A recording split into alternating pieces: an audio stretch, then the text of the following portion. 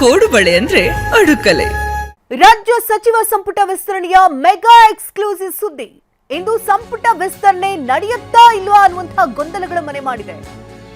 ಸಂಪುಟ ವಿಸ್ತರಣೆ ಪ್ರಹಸನಕ್ಕೆ ಹಿಂದೆ ತೆರೆ ಬೀಳುತ್ತಾ ಹಾಗಾದ್ರೆ ಸಂಜೆಗೆ ನೂತನ ಸಚಿವರ ಪ್ರಮಾಣ ವಚನಕ್ಕೆ ಒಂದು ಕಡೆ ಸಿದ್ಧತೆಗಳು ಕೂಡ ಆಗಿದೆ.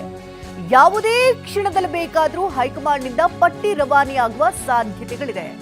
ಹೈಕಮಾಂಡ್ ಪಟ್ಟಿಗಾಗಿಯೇ ಸಿಎಂ ಡಿಕೆ ಶಿವಕುಮಾರ್ ಕಾದು ಕುಳಿತಿದ್ದಾರೆ. ಸಚಿವರ ಪಟ್ಟಿ ಕೈ ಸೇರ್ತಾ ಇದ್ದಂತೆ ಲೋಕಭವನಕ್ಕೆ ರವಾನೆ ಮಾಡಲಾಗಿದೆ.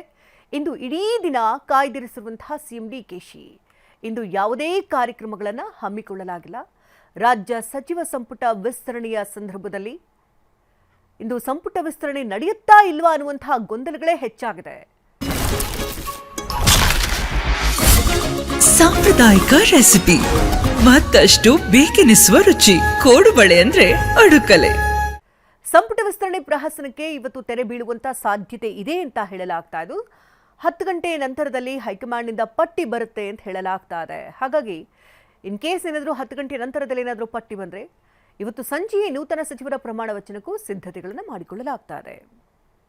ಈ ಬಗ್ಗೆ ಇನ್ನಷ್ಟು ಡೀಟೇಲ್ಸ್ ಅನ್ನ ಪಡ್ಕೊಳ್ಳೋಣ. ನೇರ ಸಂಪರ್ಕದಲ್ಲಿ ಪ್ರಮೋದ್ ಇದ್ದಾರೆ. ಪ್ರಮೋದ್, ಡಿಕೆ ಶಿವಕುಮಾರ್ ಸಿಎಂ ಆಗಿ 2 ತಿಂಗಳು ಕಳೆತಾ ಬಂತು.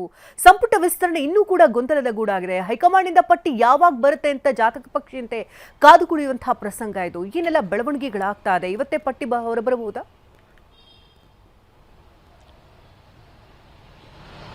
ಶಕುಂತಲಾ, ಇವತ್ತು ಪಟ್ಟಿ ಬರುವಂಥ ನಿರೀಕ್ಷೆಯಲ್ಲಿ ಮುಖ್ಯಮಂತ್ರಿಗಳು ಕೂಡ ಇದ್ದಾರೆ. ಯಾಕೆಂದರೆ ನಿನ್ನೆ ಕೂಡ ಸಾಕಷ್ಟು ಸುತ್ತಿನ ಸಭೆಗಳಾಗಿದೆ. ಮೊನ್ನೆ ಇನ್ಫ್ಯಾಕ್ಟ್ ನಿನ್ನೆಯೇ ಒಂದಿಷ್ಟು ಮಾಹಿತಿಗಳು ಹರಿದಾಡ್ತಾ ಇತ್ತು. ಬಹುಶಃ ಬುಧವಾರ ಆಗುತ್ತಾ ಅನ್ನುವಂಥ ಒಂದು ಆತಂಕ ಕೂಡ ಅನೇಕ ಸಚಿವಾಕಾಂಕ್ಷಿಗಳಲ್ಲಿತ್ತು.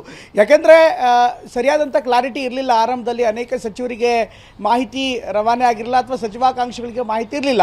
ಅಫ್ಕೋರ್ಸ್ ಕೆಲವೊಂದಿಷ್ಟು ತಾಂತ್ರಿಕ ಕಾರಣಗಳಿಗೋಸ್ಕರ ಅಥವಾ ಅನಗತ್ಯವಾದಂಥ ರಾಜಕಾರಣಗಳನ್ನು ಮಾಡಲಾಗುತ್ತೆ, ಒತ್ತಡವನ್ನು ಹೇರಲಾಗುತ್ತೆ ಅನ್ನುವಂಥ ಕಾರಣಕ್ಕೋಸ್ಕರ ಎಲ್ಲರಿಗೂ ಕೂಡ ಮೊದಲೇ ಪಟ್ಟಿ ಬಿಡುಗಡೆಯಿಂದ ಮಾಡಲ್ಲ. ಬಟ್ ಈಗ ಮುಖ್ಯಮಂತ್ರಿಗಳ ಕಚೇರಿಗಳ ಮೂಲದಿಂದ ಸಿಗ್ತಾ ಇರುವಂತಹ ಮಾಹಿತಿ ಪ್ರಕಾರ ಇವತ್ತು ಬೆಳಗ್ಗೆ 10 ಗಂಟೆಗೆ ಒಂದು ಪಟ್ಟಿ ರವಾನೆ ಆಗುವಂತಹ ಸಾಧ್ಯತೆ ಇದೆ. ಹೈಕಮಾಂಡ್ ನಾಯಕರು ಈಗಾಗಲೇ ಸಭೆಯನ್ನು ಮಾಡಿದ್ದಾರೆ.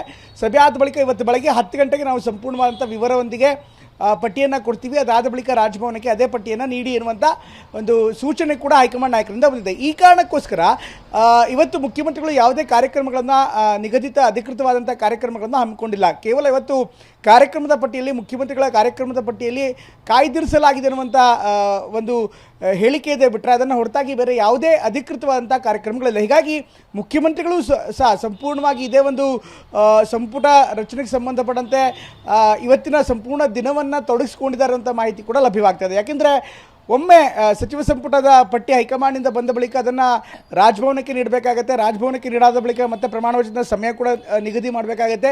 ಅಟ್ ದ ಸೇಮ್ ಟೈಮ್ ಕೆಲವರು ಯಾರಿಗೆ ಹೆಸರು ಕೈ ತಪ್ಪಿರುತ್ತಲ್ಲ ಅವರು ಕೂಡ ಅಸಮಾಧಾನಿತರಾಗಿರ್ತಾರೆ ಅಥವಾ ಅವರು ಕೂಡ ಬೇಸರದಲ್ಲಿರ್ತಾರೆ. ಅಂಥವ್ರನ್ನೂ ಕೂಡ ವಿಶ್ವಾಸಕ್ಕೆ ಪಡೆಯುವಂಥ ಪ್ರಯತ್ನವನ್ನು ಮಾಡಬೇಕಾಗತ್ತೆ. ಈ ಎಲ್ಲ ಕಾರಣಗಳಿಗೋಸ್ಕರ ಮುಖ್ಯಮಂತ್ರಿಗಳು ಕೂಡ ಇವತ್ತು ತಮ್ಮ ಯಾವುದೇ ಇನ್ನಿತರ ಕಾರ್ಯಕ್ರಮಗಳನ್ನು ಹಾಕ್ಕೊಂಡಿಲ್ಲ. ಅದು ಒಂದು ಭಾಗ. ಅಟ್ ದ ಸೇಮ್ ಟೈಮ್ ಇವತ್ತು 10 ಗಂಟೆಗೆ ಪಟ್ಟಿ ಬಂದರೆ ಅದಾದ ಬಳಿಕ ಯಾರ್ಯಾರ ಹೆಸರಿದೆ ಅವರಿಗೆ ಒಂದು ಸೂಚನೆಯನ್ನು ಕೊಡಲಾಗುತ್ತೆ, ಕರೆ ಮಾಡಿ ಸೂಚನೆ ಕೊಡಲಾಗುತ್ತೆ. ಅದಾದ ಬಳಿಕ ಮತ್ತೆ ಅಧಿಕೃತವಾಗಿ ಫ್ಯಾಕ್ಸ್ ಮೂಲಕವೋ ಅಥವಾ ವಾಟ್ಸಪ್ ಮೂಲಕ ಅವರಿಗೆ ರವಾನೆಯನ್ನು ಮಾಡಲಾಗುತ್ತೆ. ಎಲ್ಲ ಬೆಳವಣಿಗೆಗಳನ್ನು ಗಮನಿಸ್ತಾ ಇದ್ದರೆ ಸಹಜವಾಗಿಯೇ ಏನೆಲ್ಲ ಡೆವಲಪ್ಮೆಂಟ್ಗಳಾಗ್ತಾ ಇತ್ತು.